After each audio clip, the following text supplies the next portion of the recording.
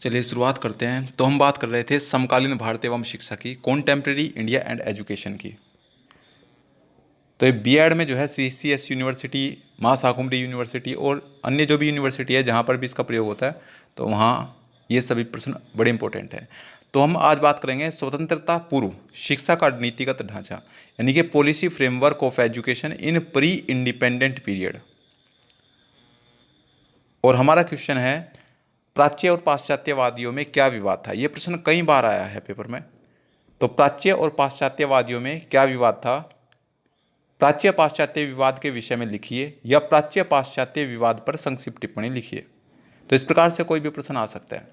तो आज हम बात करेंगे प्राच्य पाश्चात्य विवाद, यानी कि ईस्टर्न वेस्टर्न डिस्प्यूट क्या था। तो इस विवाद का जन्म ईस्ट इंडिया कंपनी के सन 1813 के आज्ञा पत्र से हुआ था। प्रथम बात यह है कि इस आज्ञा पत्र में यह तो निर्देश दिया गया था कि ब्रिटिश कंपनी शासित क्षेत्रों में, यानी कि जहाँ जहाँ ब्रिटिश कंपनी शासित क्षेत्र थे उन क्षेत्रों में शिक्षा की व्यवस्था करना कंपनी का उत्तरदायित्व होगा। किसका उत्तरदायित्व होगा? कंपनी का उत्तरदायित्व होगा। परंतु यह स्पष्ट नहीं किया गया था कि शिक्षा का स्वरूप कैसा होगा। दूसरी बात यह है कि उसके अनुच्छेद 43 में 1 लाख रुपए की धनराशि प्रतिवर्ष साहित्य के रखरखाव और भारतीय विद्वानों को के प्रोत्साहन और भारतीयों को पाश्चात्य ज्ञान विज्ञान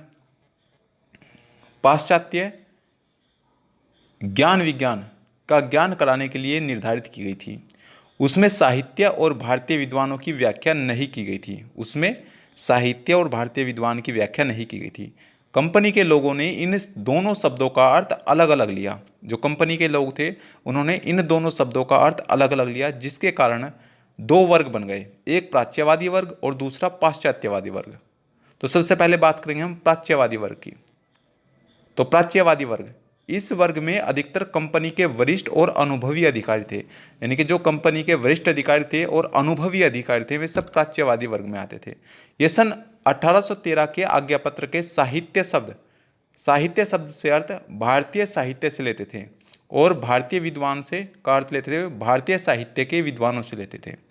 वे चाहते थे, क्या चाहते थे वे चाहते थे कि भारत में भारतीय भाषाओं, यानी कि संस्कृत, हिंदी, अरबी आदि के माध्यम से शिक्षा दी जाए।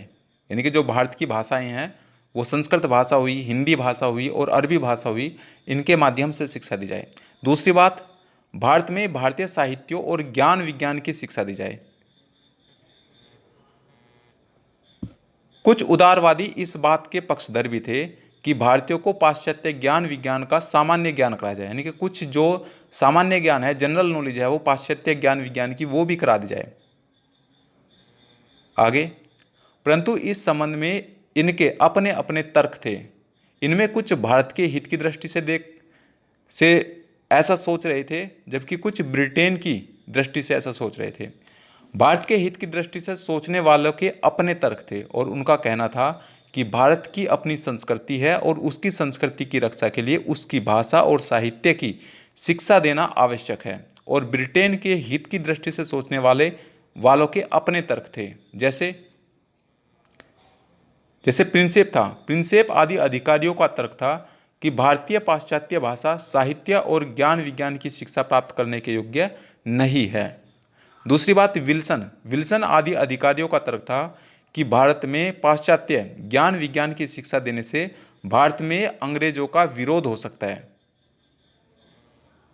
और कुछ का तर्क था कि पाश्चात्य भाषा, साहित्य और ज्ञान विज्ञान का ज्ञान प्राप्त कर ये उनकी यूरोपीय समकक्ष हो जाएंगे।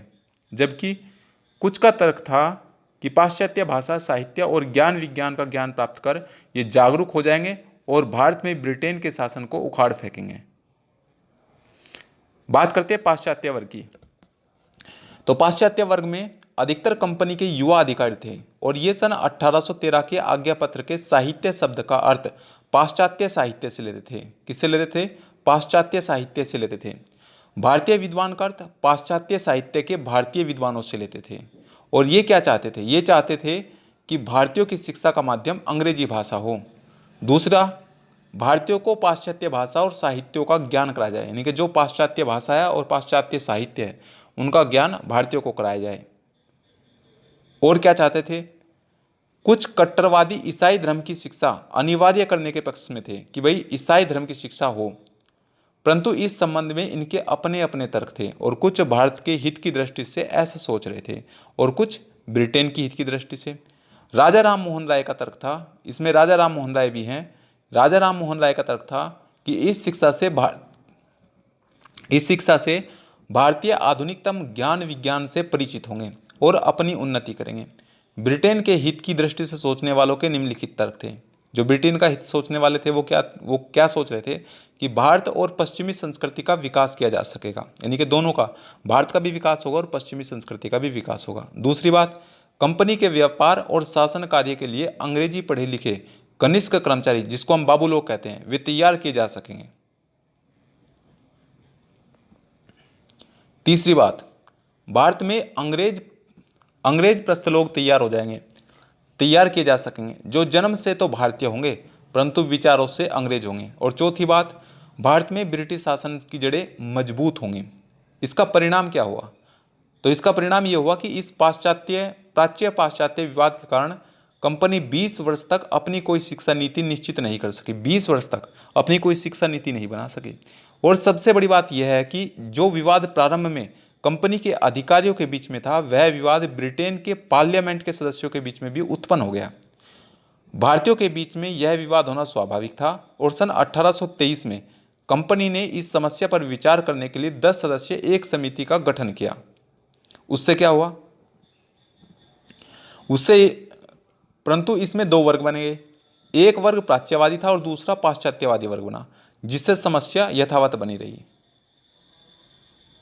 तो ये था प्राच्य पाश्चात्य विवाद के बारे में। Thank you for watching. Please like, comment, share and subscribe.